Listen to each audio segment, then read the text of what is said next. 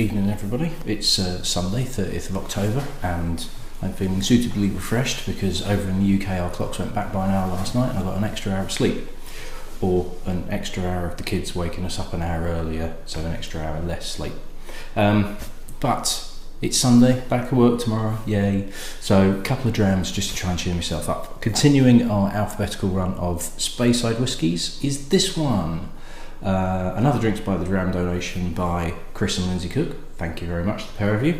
And Aultmore is an anglicisation.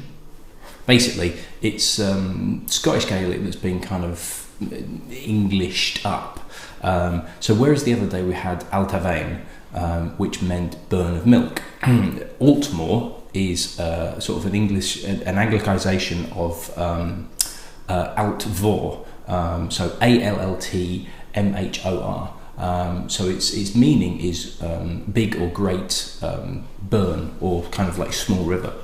So we've had Glenvor earlier on in the challenge. So Gaelic for vor is Gaelic for great or big, and alt or alt is Gaelic for like burn. So that we're kind of like, hey, we're learning languages as well as learning about whiskies, or at least I am, because I did not have a clue. I've kind of put two and two together and got four and a bit. So Aultmore was founded in 1895 by a guy called Alexander Edwards, and it is here, not too far away from a little town called Keith. And Edwards himself had already previously founded the Benrinnes and Dallas Dew distilleries by that point. And it's either the same year or a year or two after he actually bought the Oban distillery as well. Now, Oban we covered off on 1st of February. There was dram number 8 way back when. Seems like bloody ages away, because technically it was.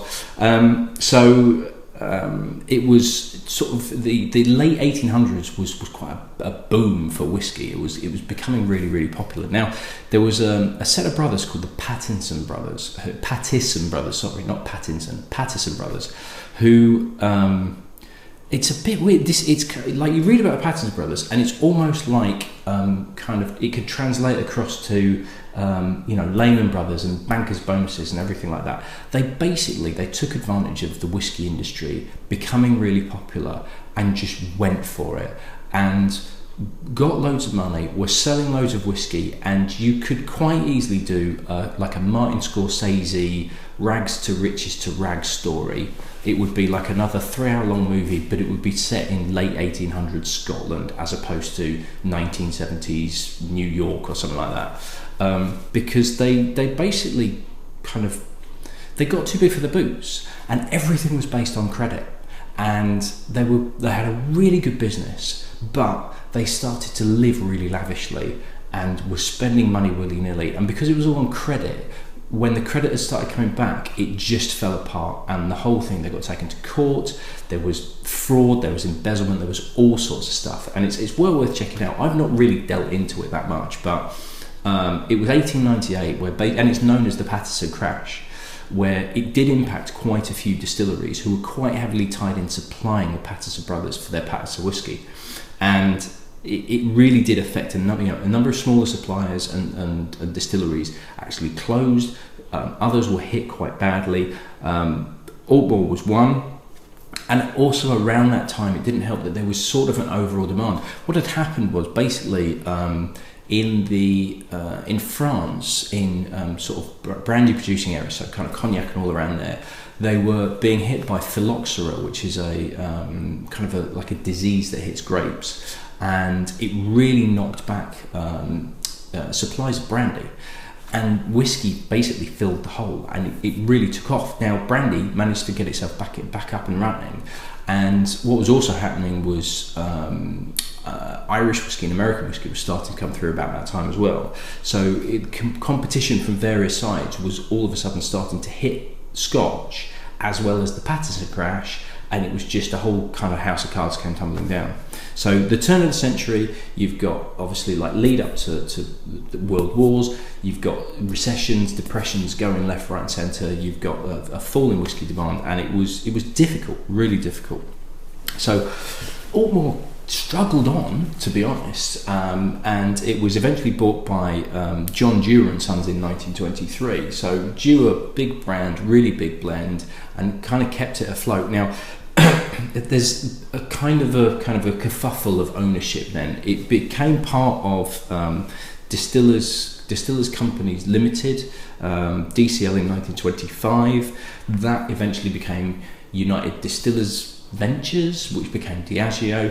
Aultmore itself actually had a major refurb, an upgrade in 1971, to the point where all of the original buildings were no more, and it was like, it wasn't even an upgrade, it was just like a complete knockdown and rebuild.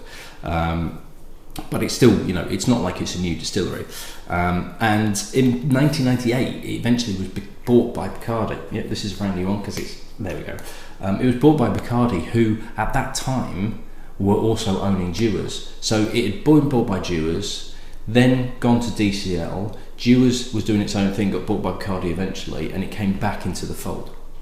So being part of Dewar's, the blend, and a couple of other blends under the Bacardi wing, there is not a lot of Aultmore around available as single malts. However, let me just make sure I pull this in without spilling anything. In 2014, there was a relaunch, essentially, and there was a new 12-year-old which looks like this, and is now, I've not seen this on a shelf anywhere, but it's a very, very nice bottle. I think the bottle is absolutely beautiful. You might be able to see it's actually got Aultmore embossed, whichever way around it is, on the actual bottle itself. You're looking at a 40 to 45 quid a bottle for this, for the 12-year-old. Whisky Exchange is selling it for 44, Master Malt selling it for 42, so it's anywhere between 40 to 45 quid. It uses both bourbon and sherry casks, I understand from what I can see. There's not a great deal of information about this because it's not a major kind of release. It's one of these that kind of like slips under the radar and is around and about, but is pretty difficult to get hold of. And obviously, 40 to 45 quid for a 12-year-old, it's slightly on the pricey side. Now, I think it's actually part of a range that Bacardi launched where it was, I think they call it the Last Great Malts or something like that, where it was the single malt distilleries that they own, they were releasing as official bottlings. And I'm not even doing that, it is official bottlings. But it's not in great quantities because they need so much to go into the blends. So I would guess probably no colouring added because it is pretty light. It's very much a kind of, light white wine colour. It's quite dry on the nose. We're almost talking pencil shavings. Is there smokiness or is it dry wood?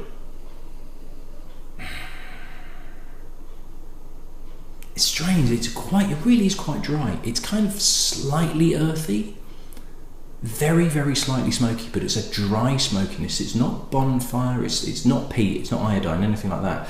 It's a very, very dry wood smokiness, very gentle as well. But yeah, kind of like pencil shavings as well. It's light, but it's so drying. There's not a lot of fruit to it or anything like that. It's not unpleasant, but it's not. It feels like it's like the top half and the bottom half is missing, where it would have like fruitiness, kind of like maybe like a pear and apple feel to it would really work well with that slight dryness. But it's just not there. It's not that it's woody. It's just almost tannic.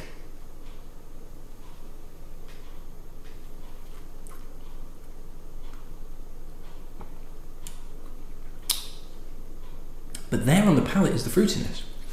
46% I think as well. Yeah, 46%. And do you know what? Everything that should have been there on the nose is there on the palate. That's actually really nice.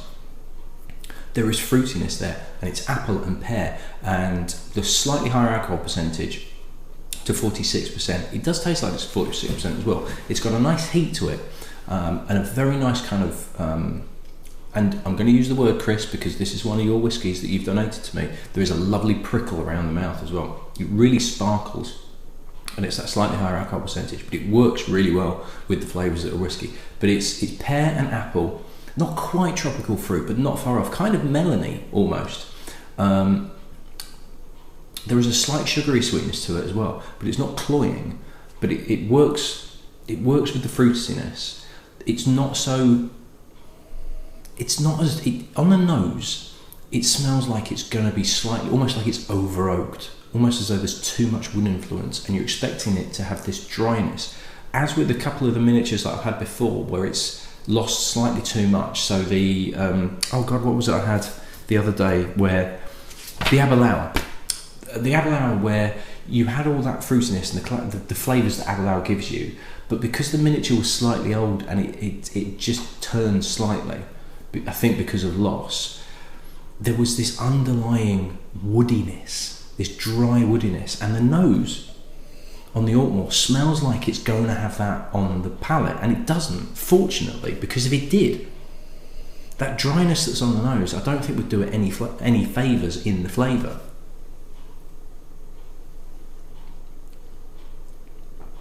But it's not there.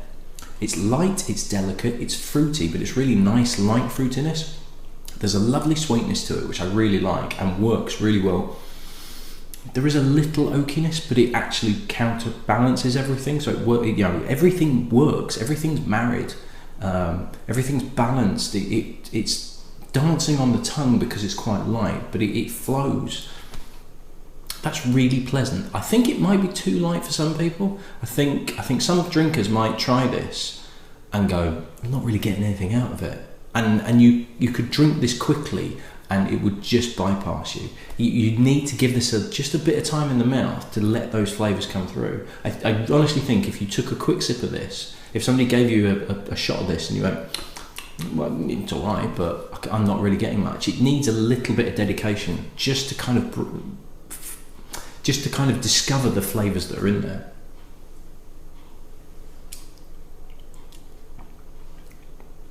But that is like a pre-dinner whiskey, something in the sun. It's kind of like a spring summer whiskey. It's light, almost slightly fizzy because of the alcohol percentage.